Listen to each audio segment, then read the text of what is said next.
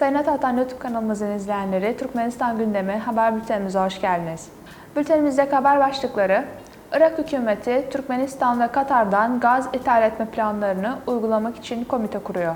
Suudi ACWA Power, Orta Asya'daki en büyük rüzgar türbinini kurdu ve son haberimiz Türkmenistan Osaka Expo 2023 için hazırlanıyor.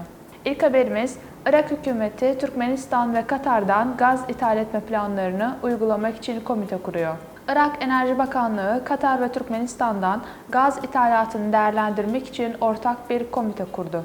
Petrol Bakanlığı ve Elektrik Bakanlığı yetkililerinden oluşan komite, Türkmenistan ve Katar'dan gaz ithalatını düzenlemeyi hedefliyor. Komite heyetleri doğal gaz alımına ilişkin olası anlaşmaları görüşmek üzere her iki ülkeyi de ziyaret edecek. Irak'ın ithal ettiği gaz ülkenin orta ve güney illerindeki elektrik santrallerinde kullanılıyor. Bu santraller toplamda günde yaklaşık 7000 megawatt üretiyor. Irak Başbakanı Muhammed Şii el-Sudani, hükümeti İran'dan ithal edilen doğal gaz için alternatif kaynaklar bulmaya çağırdı. Ülkenin elektrik üretmek için elektrik santrallerine gerekli yakıtı sağlamakta karşılaştığı zorluklara işaret etti. Sıradaki haberimiz, Suudi ACWA Power şirketi Orta Asya'daki en büyük rüzgar türbinini kurdu. Suudi Arabistan'a kayıtlı bir şirket ve yenilenebilir enerjide dünya lideri olan ACWA Power, Özbekistan'ın Bukhara bölgesinde bulunan 500 megavoltluk Baş Rüzgar Çiftliği projesinin bir parçası olarak ilk rüzgar türbinini başarıyla kurdu. Envision'ın rüzgar türbini 5,5 megavoltluk kapasitesiyle Orta Asya'daki türünün en büyüğüdür.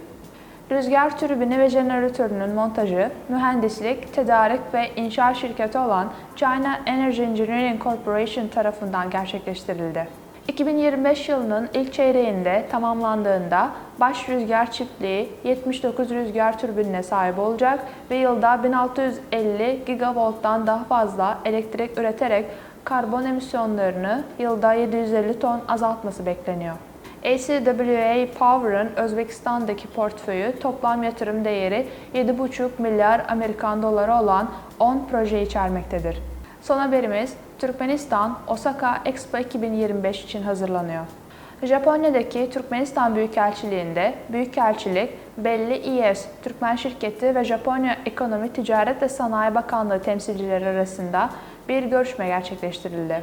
Toplantıda bu uluslararası sergi forumunda Türkmenistan'ın ulusal pavyonunun inşası hakkında görüş alışverişi de dahil olmak üzere Kansai eyaleti Osaka şehrinde Expo 2025 hazırlıklarına ilişkin konular da ele alındı. Bu bağlamda Japonya Ekonomi, Ticaret ve Sanayi Bakanlığı temsilcileri Türkmen ortaklarla bu yöndeki etkin etkileşimi kaydetti. Sayın Atatan YouTube kanalımızın izleyenleri, Türkmenistan ile ilgili Türkçe haberlerimizi atatanturkmenistan.com haber sitemizden takip edebilirsiniz. Teşekkürler.